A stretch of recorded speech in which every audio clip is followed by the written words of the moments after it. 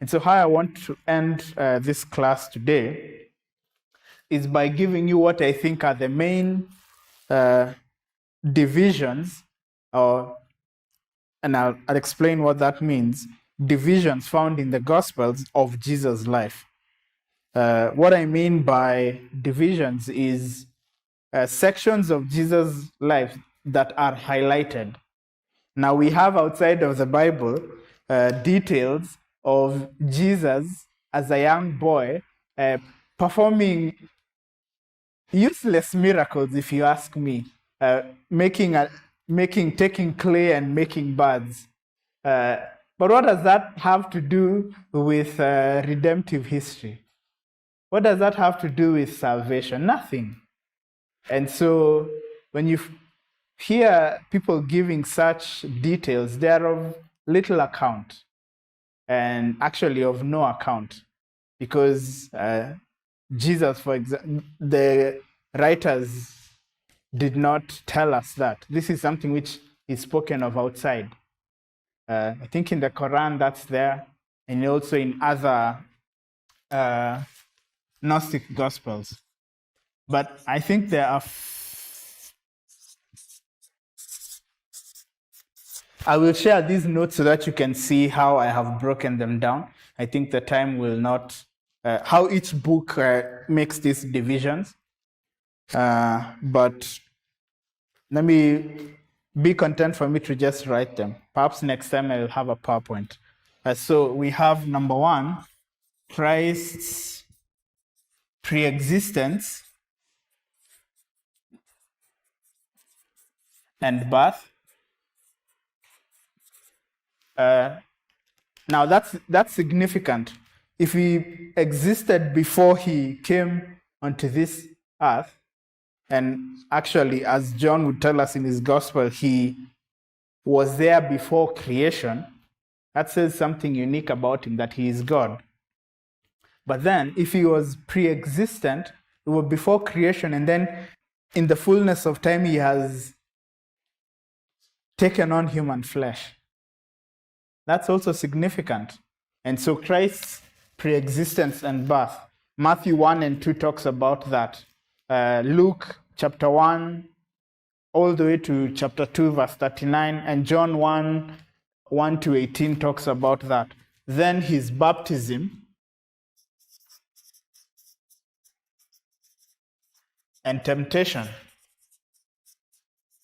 Jesus was baptized to associate with us in all righteousness, and he was tempted, and in his temptation, he overcame. He was in a desert when he was tempted, and he overcame Satan's temptations. Adam, our first father, was in a garden, was in a place of prosperity, and what happened? When he was tempted, he failed. And so where Adam failed and pushed us all into sin, Christ has succeeded, and he has drawn us into something else. He is overcoming. He did not give in to temptation. And of course, that was a pattern of his whole life.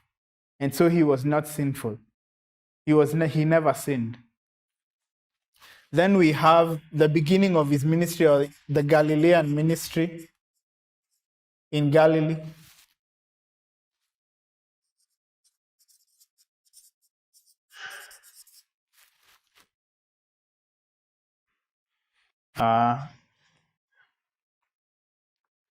And under this, we have his teaching and miracles.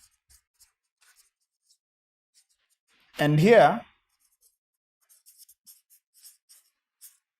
his popularity is at a very high, is very high.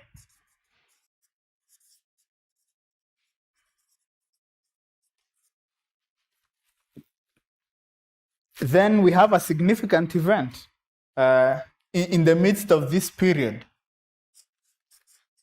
He appoints the apostles.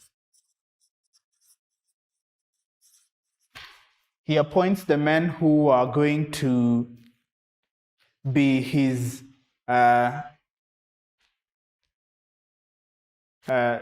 proxies for lack of a better word. So that he appoints those men whom, when they spoke, they were speaking on behalf of Christ. And so when Matthew writes Matthew 1:1, he's not just giving his opinion, he's giving us Jesus' words. He's speaking on behalf of Christ. He's saying, this is what Jesus says, this is who Jesus says that he is. He is the son of David and the son of Abraham. And then after that, we have his retirement, not retirement like the way you think of it, but his withdrawal from the people and his ministry in Perea. And what is significant here is that his popularity decreases. I will share the verses so that you can see this and see that I'm not just... there we have in Matthew 15:21, all the way to chapter 20, verse 34. In Mark, we have chapter 7, 24 to 10:52, chapter 10, verse 52. In Luke, we have chapter 9, verse 18, all the way to 19, verse 27. And in John, we have chapter 6, verse 1 to 71. So his popularity decreases, and he faces a lot of opposition and rejection. You know, it's within this period that, and we'll see the significance of that perhaps in the third class. The significance of this is that during this period is when Jesus asks his disciples, "Who do men say that I am?" Some say John the Baptist, some say Elijah. But people had failed to see who Jesus was. And what does Peter, speaking on behalf of the disciples, say? That you are the Christ, the Son of God. And so at least these men had seen who Jesus was, even though the vast majority of people had rejected him. Then I would say number 7, we have the Transfiguration.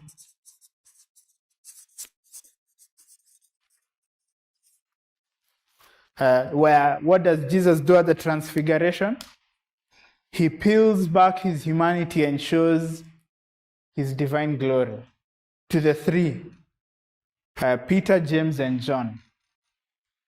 And that's significant because while the world was seeing that Jesus was only a man, and so they were not taking him very seriously, because he was failing their expectations of what the Messiah should be, and so they rejected him as Messiah, Jesus on that mount shows these three men, because of, I would say, in a sense, because of they were still with him, they had believed that he was the Christ, he gives them even further proof. And you know, that says that teaches us a lot about how we deal with God's truth. Jesus says, to whom much is given, Jesus says that he who is faithful in little will be entrusted with more. But he who is not faithful, even the little that he has, will be taken from him. And so Jesus goes to the extent of revealing his glory to these three men who had believed, whilst he was withdrawing from the rest of Israel, teaching them in parables rather than teaching them clearly, and even withdrawing from them, not being where they are. Why? Because they were rejecting him. And so I think that applies to us today. The more light that we have, if we are disobedient to the light that we have, we run the risk of losing even that which we have. So this Transfiguration. Then we have his triumphant entry. And what we call the Passion Week begins. That is the final week of Jesus. This is now in Jerusalem. His triumphant entry into Jerusalem. The Passion Week begins. Then we have Christ's suffering and death.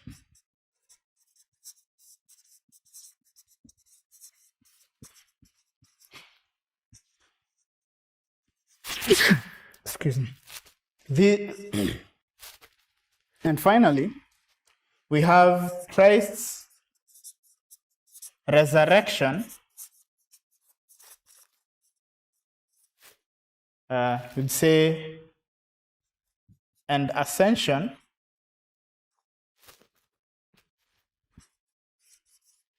And here we would say in brackets, he gives to us the Great Commission.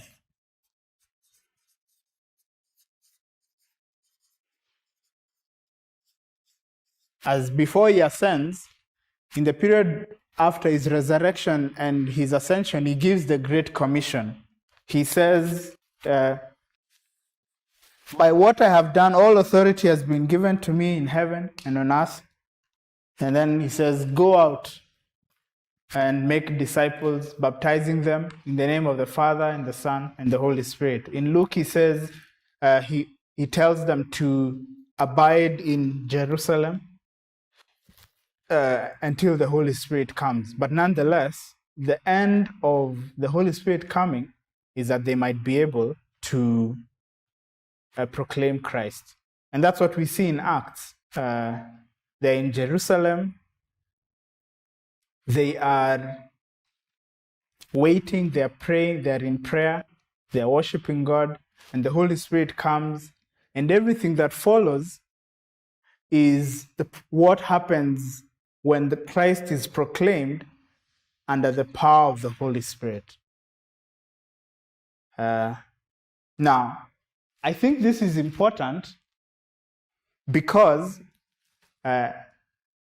it's a wrong reading of the Gospels when we have people who come and say things like, well, Jesus performed miracles, the apostles performed miracles, and so we should be swimming in those things today, and that we are unfaithful if we are not. But that's not even the main focus of Matthew, Mark, Luke, John, and the book of Acts.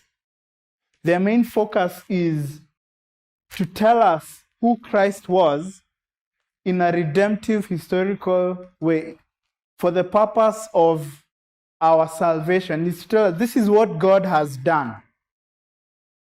And this is what God expects you to do. He expects you to believe in him.